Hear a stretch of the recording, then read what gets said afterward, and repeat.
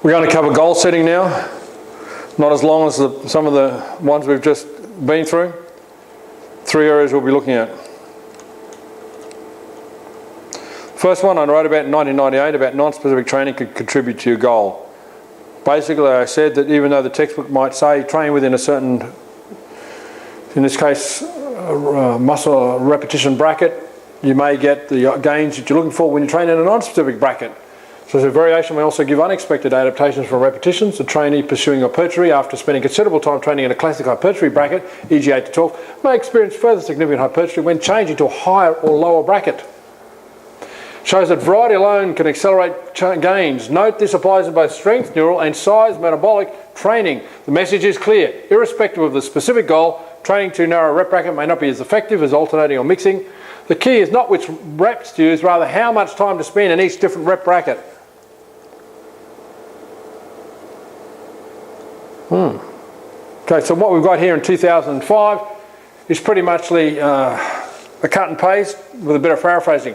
An interesting observation as regards to variety and rep selection. While periodization training has been well documented, if your goal is just hypertrophy, would staying in the hypertrophy rep bracket be the best choice? Basically, the lower reps allow heavier weight to be used, so the athlete returns stronger, blah, blah, blah, blah. The underlying message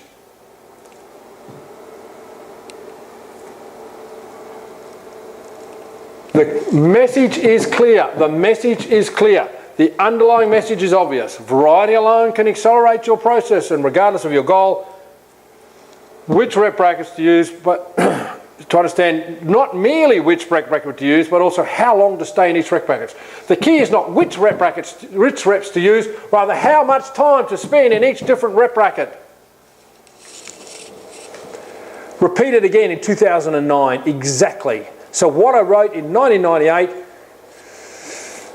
11 years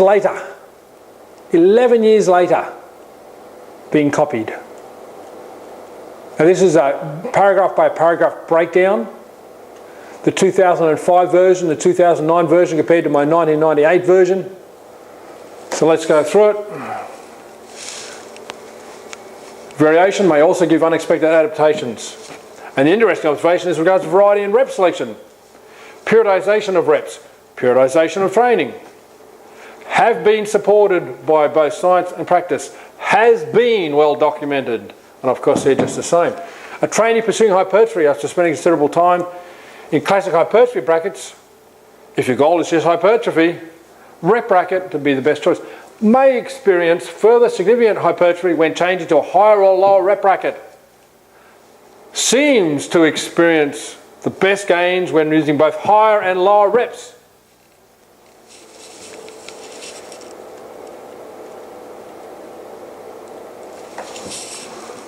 It's not over. While this appears to contradict the above table, this is my 1998 writing, it shows that variety alone can accelerate gains. Variety alone can accelerate your process. Note this applies in both strength, neural and size metabolic. And regardless of your goal, the main premise to understand is, irrespective of the specific goal, regardless of your goal, training in too narrow rep bracket may not be as effective. The key is not which reps to use, rather how much time to spend in each rep bracket. Which rep brackets to use, how long to stay within each rep bracket. The paragraph structure is identical. Setting short-term goals as part of the bigger picture. In 2000, I spoke about goal setting. While statement in itself is a general discussion, not a unique concept, I also spoke here about setting short-term achievable goals as part of the longer-term, bigger picture. Oops, what have we got?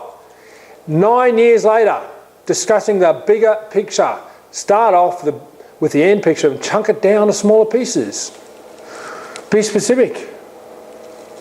Specific, bigger picture, short-term achievable goals as part of the longer-term goal. Just, no comment needed. And the third one we'll talk about in goal setting is in 1998 when I produced my 35 Steps to Writing a Strength Training Program. And 2005, the author, inverted commas, produced 18 steps, which was nothing more than a condensation and a copy of my 35 steps. For example, step 1 is identical. It's word perfect.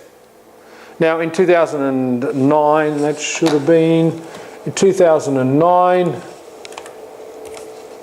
when they reduced it down to 6 steps, there's a little bit more paraphrasing, but the content is the same.